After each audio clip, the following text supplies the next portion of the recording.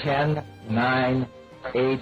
Dottie Metcalf-Lindenburger was just in 3rd grade when her dreams launched. And liftoff of STS-7 and America's first woman astronaut. And Sally Ride opened up her galaxy. I could be an astronaut. Her eyes were on the skies, but inspiration was followed by devastation. And he said, there's been a really bad accident. There was disaster, there was loss, and to reach the International Space Station, she knew she had to risk everything. And death helped you realize what your life was supposed to be. Exactly. She would not back down from any challenges, including one she would rather forget. Oh my goodness, I can't believe you found this. And she explains why being stumped by one question was essential to her success. What was it like to go to bathroom in space?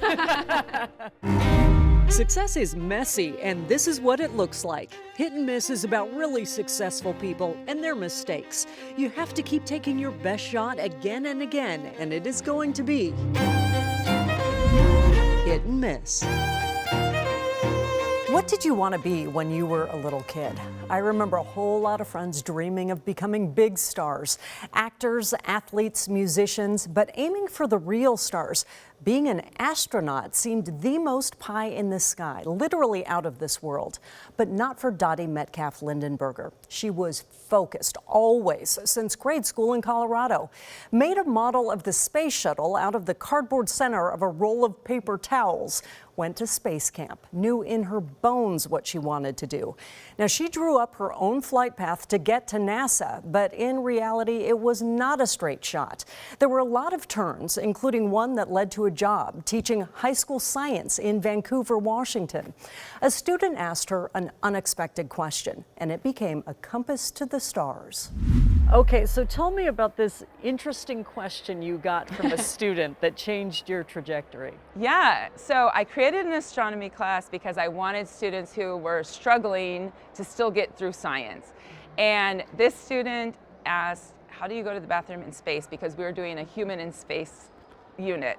And I really wanted her to know that's a good question. That's not just a stupid question or a silly question to make me blush or anything like that. That's like a really good engineering question. So I went home and I looked it up on the internet, and of course NASA had an explanation on their website of how you do it on the space shuttle. And on their same website, they said that they would be hiring teachers for the class of 2004. And you didn't know about it before that? No, they had just made this announcement that they would be having this position open up. So yeah, that question changed my life, right? About how do you go to the bathroom in space, yes. Which is a super important question and has actually really changed the way I think about bathrooms and water and all sorts of things. And actually, if you would have known the answer already, you wouldn't have known to apply. Exactly. I would have never gone to the website. Right there, next to NASA's explanation of how to go to the bathroom in space, was a call for teachers to apply to a new class of astronauts. A call Dottie had wanted to answer since she was a little girl in 1983, while the first class of American women astronauts was training for space. My pleasure to introduce to you America's Mercury astronauts! And Hollywood was immortalizing the first U.S. human spaceflight 20 years before. Also, the movie The Right Stuff came out, and my parents took us to watch that movie, and it really just stuck out to me. Like, I love that movie. I just thank God I live in a country where the best and the finest in a man can be brought out. Okay, but all the women in that movie were the wives of astronauts. What made you think, like, no, I can be the astronaut? I registered that they were all men, but the messaging I was getting at home from my parents was that, hey, now there's women doing things, and I never got the message that I couldn't learn the things that astronauts were learning. Even though, yeah, you're exactly right. Every single one of those men of the Mercury 7, it's their wives that are at home with the kind of the club and stuff, and that really wasn't me either, so. And yeah. Sally Ride was your, yes. Okay, I can do this. Yes, and I think also probably that whole first class that's hired in 1978. So Sally Ride's first, but Catherine Sullivan does the spacewalk, and I made a paper mache doll of myself as an astronaut in around the 3rd or 4th grade. And it looks more like what Catherine Sullivan, the suit is the white EVA suit. So that's what Catherine would have been wearing. So having those 6 women in that class is going to be a big influence on me, even though we may always focus on the first flight of an American woman. Forget the Barbies. Young Dottie was dressing her papier-mâché doll in a spacesuit. Later, she fashioned a model of the space shuttle from a cardboard tube taken from a roll of paper towels. A lot of kids express their dreams through art projects, but not a lot of kids see those dreams blow up, literally. Then on January 28th, 1986... About a 5th or 6th grader. So then Krista McAuliffe was selected as the first person to go up as part of the Teacher in Space program. Did you watch the Challenger live? Space Shuttle Challenger. Liftoff from a freezing cold Florida to the cheers of the young students of the first ever U.S. teacher astronaut.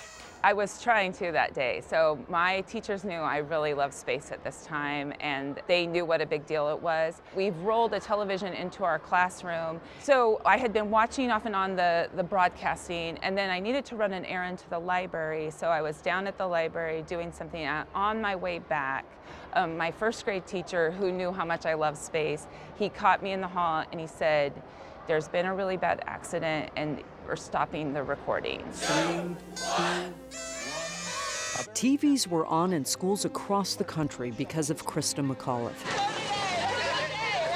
She was chosen out of 11,000 educators who had applied for the NASA Teacher in Space program. Ronald Reagan started it to inspire students and teachers in STEM. Make that connection with the students that they too are part of history, that the space program belongs to them. It worked. Millions were watching, so millions saw. Full throttle and point of highest stress. A massive explosion. The cheering stops. The horror sinks in. 73 seconds into the flight and 46,000 feet over the Atlantic Ocean, the Space Shuttle Challenger broke apart. Yeah, how did you feel when you knew what? I was, just super sad, shocked, and we were all watching. I would watch the replay, I guess maybe wishing that it would not happen, or, that there's a different result. 7 Americans with the highest hopes, $1 billion worth of the highest technology, gone in seconds. The worst disaster in the U.S. space program ever. And I had just lost my grandmother to cancer the year before, and so I remember having this really heavy conversation with my mom about living life, doing the things that you want to do. We never know when our day is, and she pointed out that all of them were doing what they wanted to be doing. And that was the message that always stuck with me, is that yeah, there is this risk, of course, but there's risk with so many things, and it was worth still going to space and pushing the boundaries and learning what we were learning about ourselves and about Earth and about the beyond. For me, that outweighed the risk of death. And death helped you realize what your life was supposed to be. Exactly, because I felt like in that conversation with my mom, my grandmother had passed away at 63, which is still pretty young, and her father had passed away even earlier, and both of them from cancer, and she's like, they got to do all the things they wanted, and they would have loved to do more, and they would have loved to watch you graduate and all of these things, but they still did things that they wanted to do. And you should go do the things that you want to go do. And that message really helped me. And so she kept going, entered a writing contest to go to space camp. She got edged out, finished second, but the effort proved something to another set of judges, her parents. And I took second, right? So I don't get the free trip to space camp, but my parents seen that I was willing to write essays and that I really did care about this so much. Over spring break in April of 1990, they sent me to space camp in Huntsville, Alabama. Camp really helped me understand that there are specific steps that astronauts have to take and that astronauts can go from different directions. Once we started hiring scientists and then women as well, we started having lots of different STEM backgrounds. So while I was at camp, I was like, well, what does that look like? Other than my parents going to college, I don't really know, what would you major in? Or do you just go to undergraduate? I didn't even know terms for some of this stuff. And so they also talked to us about that. And that was really helpful to start thinking about, okay, in high school, I need to be doing this. Okay, in college, I should maybe be studying something like this, you know. NASA was always your North Star in all of this? Yeah. Okay. So the reason I become a high school teacher, it was not the direction I was actually expecting. I had applied to the Peace Corps. I was graduating in '97. I was planning to go to Kazakhstan for them, teach English for 2 years. And it would be about a month before I was supposed to leave for Kazakhstan that the Peace Corps would deem it not safe. And they had to tell me that I was not going to be able to go. As I probably could have waited, Right. but hindsight But that was is your always, plan. It was my plan. So I went home to Colorado and I was volunteering at my high school with coaching and enjoying being around my former teachers.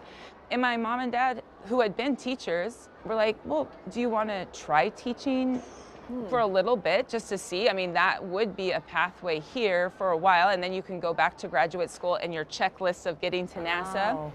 And I thought, yeah, and I could go right away to Central, like I could get in the next quarter. And so that's what I did. And I became a science teacher with a history minor, with also a history endorsement. With a geology degree from Whitman College and then her teaching certificate, she wound up at Hudson's Bay High School in Vancouver, where she looked into that bathroom question and discovered she could apply for the new class of astronauts.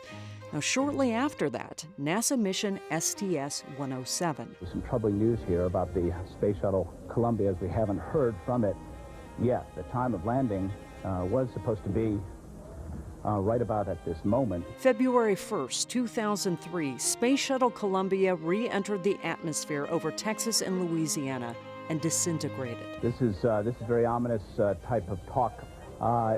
Almost precisely the same language we heard subsequent to the Challenger explosion 17 years ago this past week. 7 astronauts living her dream. As we've seen the pictures of the space shuttles that came down to Earth, which no doubt will be, they now go into our national archive, if you will, into the museum of our minds. Became a national nightmare.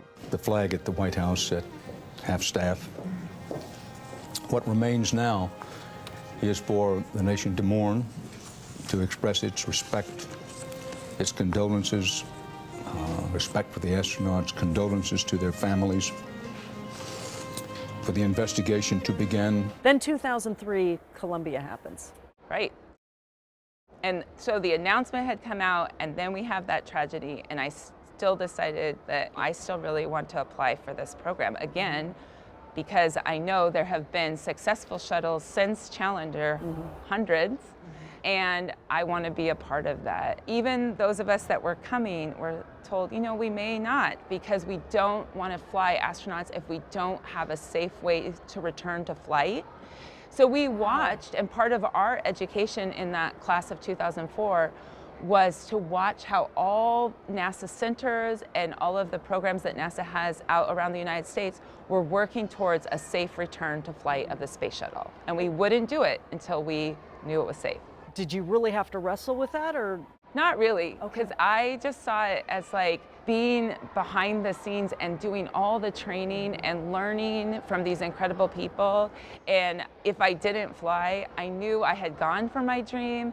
And I admired so much what NASA did, and I just really believed in it. So to me, it just didn't seem like that hard of a decision. And you'd never have to second guess, oh, what if? Yeah, exactly. She got in, selected as an astronaut candidate a year after the Columbia disaster. Off to Houston. Tell me about the training.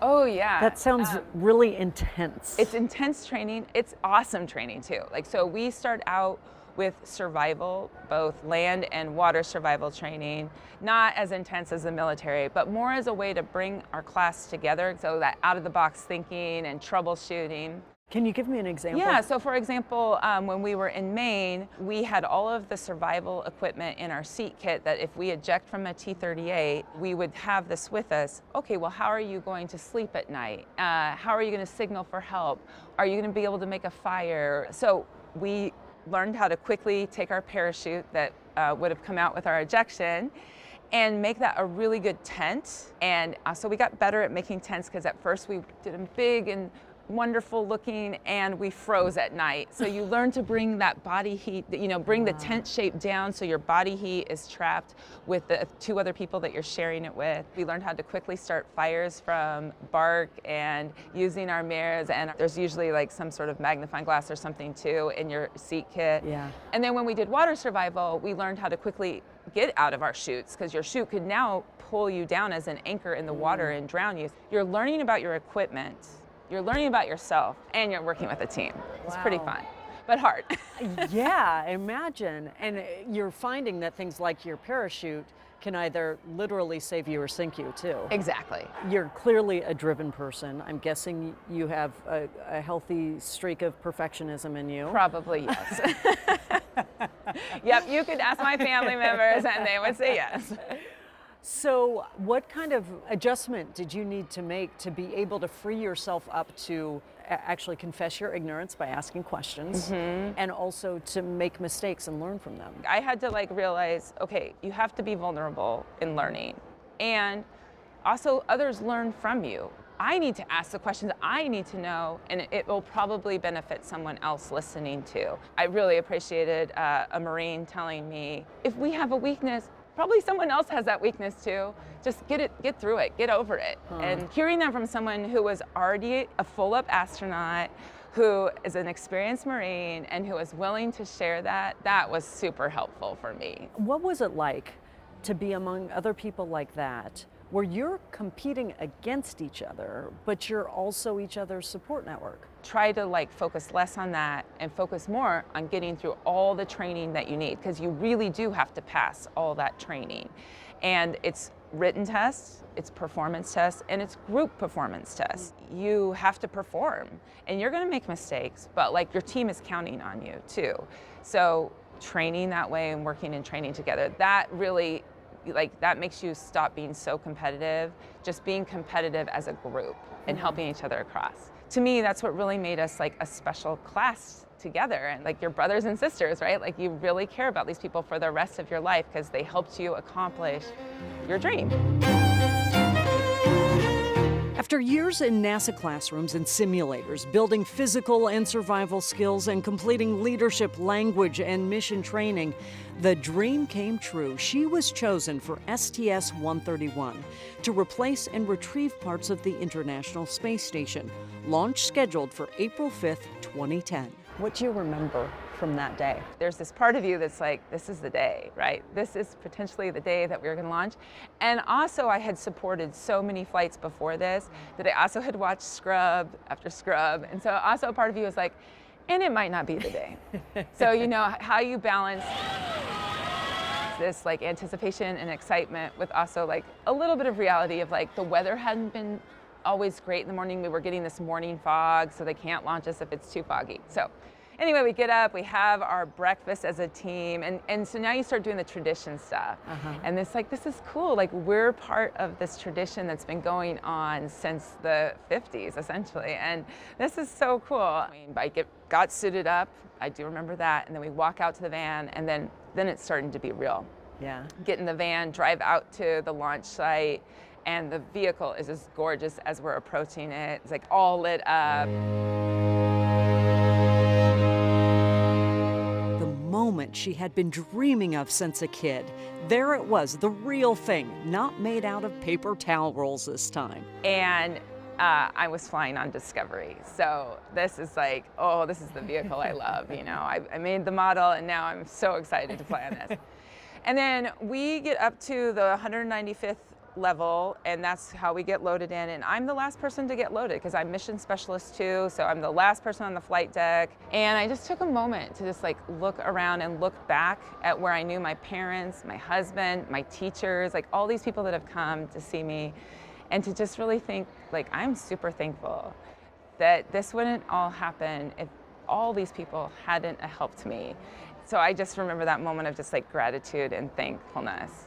And then I got loaded in, and then for the next 2 hours, you're lying on your back, and it's pretty uncomfortable. I mean, some people say they can take a nap. I could not take a nap. It was too excited. Why is it so uncomfortable? And there are rub spots, and so they're digging into your back a little bit as you're laying there on your back with gravity. And that suit is around 60 to 80 pounds. It kind of depends on the size.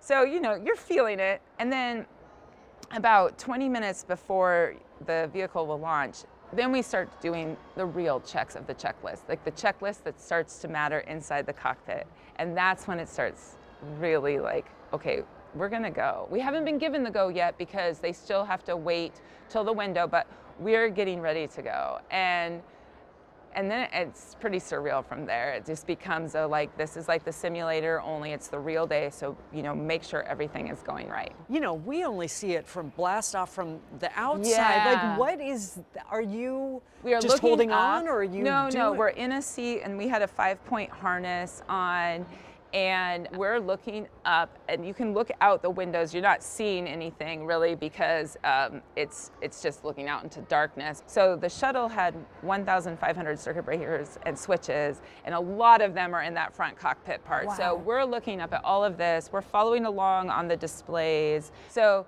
it's like starting to get real. Like the simulator would get us tilted back, but it couldn't put us all the way on our back. And the simulator, we would do suited sims, so we had felt that before, but this is the real day, right? This is the real day, you know it. Were you at all torn between like taking in wow, I'm doing this, versus focusing in on this is what I need to do in this very moment? Yeah, I really focused. Once that checklist started, like, I just really wanted to focus. I don't want us to miss anything, and I want to make sure that, like, I'm just really paying attention. This is my job. But that being said, as soon as the main engine's light,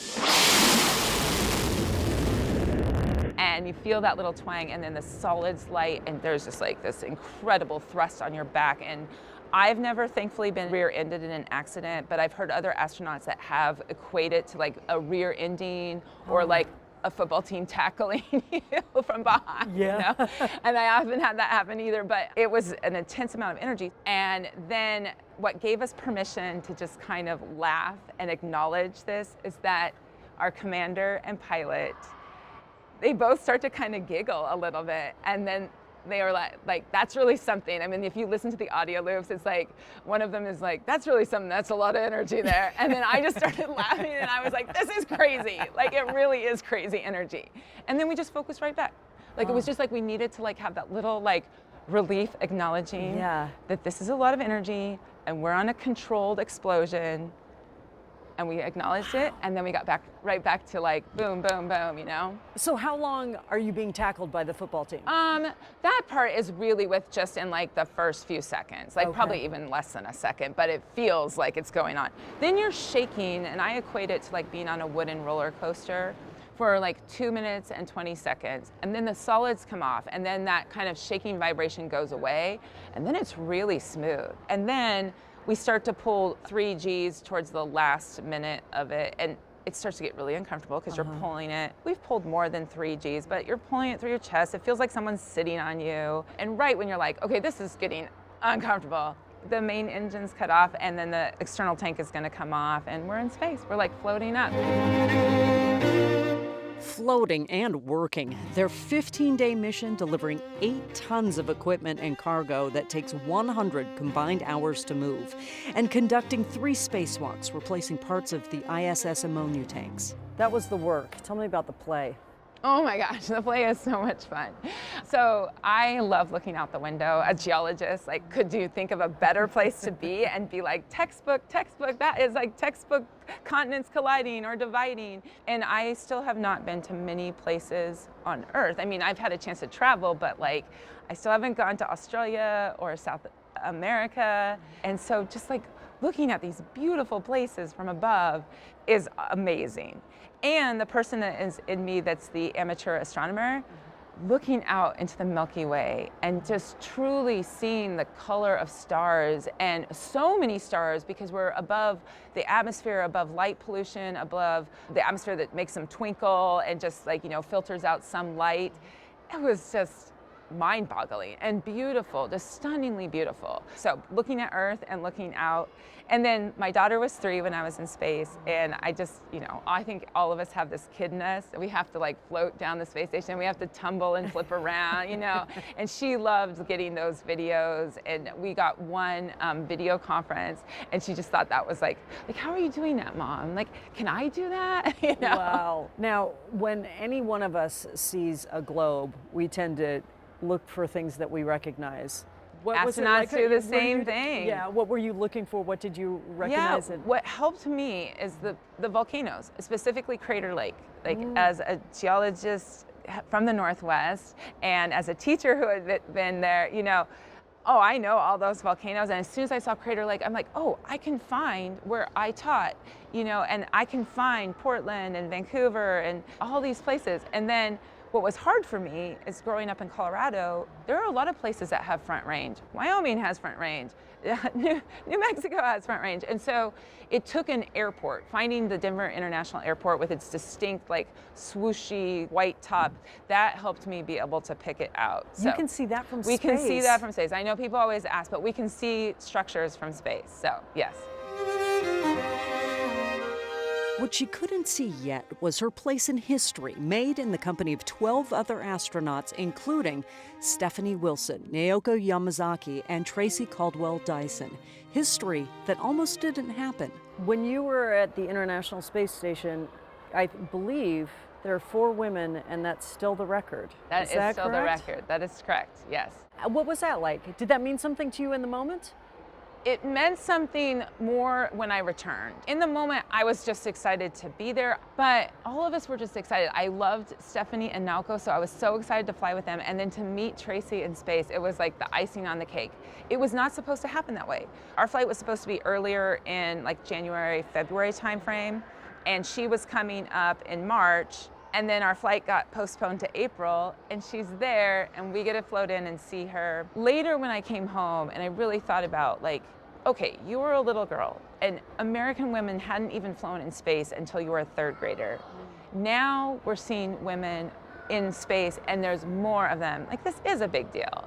And yet, eventually, it's also hopefully not gonna be a big deal. Right. And so I'm excited for us to return to the moon and have women and people of color walk on its surface.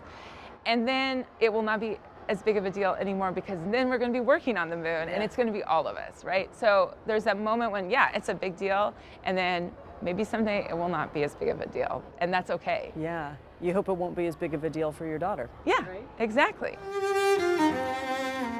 Hopefully, one small step for woman, one giant leap for humankind. She is part of the bigger pursuit to get answer to life's biggest questions. So I've got to ask you, what was it like to go to bathroom in space?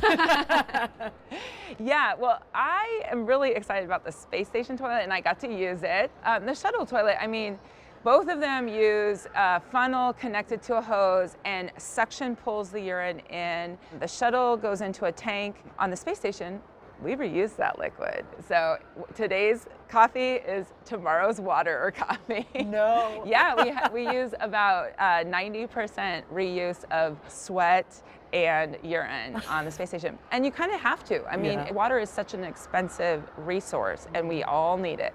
So I kind of I love to share that with students. The solid is thankfully just like on the shuttle, we have a little trap door, and you do your business in there, and the door shuts, and there's a little vent to space, and it literally freeze dries your poop. It's so weird. You seal it up, it goes into one of the vehicles that burns up, and literally your poop becomes space dust. So that's how you go to the bathroom in space. Mission accomplished, circle complete, dream fulfilled. But since we're talking about bombs bursting in air, turning to another challenge Dottie would not shy away from. Shifting again, speaking of, July 2009, Astros versus Cardinals. Oh my goodness, I can't believe you found this. July 22nd, 2009, Minute Maid Park. The Houston Astros commemorate the 40th anniversary of the Apollo 11 moon landing and ask Dottie to sing the national anthem. The national anthem is tough. The national anthem is the hardest song I've ever sang, and I never want to do it again. Why? Talk about something that can give you anxiety. Because I love singing, but singing all by yourself and singing a cappella, so you have to make sure to hit the right jump. And I'm a mezzo-soprano, not a soprano, so I know that I can't do the fun little trills that people are expecting. Yeah. So I was like, I gotta do this, and I can't forget the words. Like, that was the other piece I was so nervous about. And then I guess, again, it goes back to, like, I think maybe a month or two before I sang it, a young person had forgot the words, and one of the players had come over and started singing it. And I thought, okay, you know what?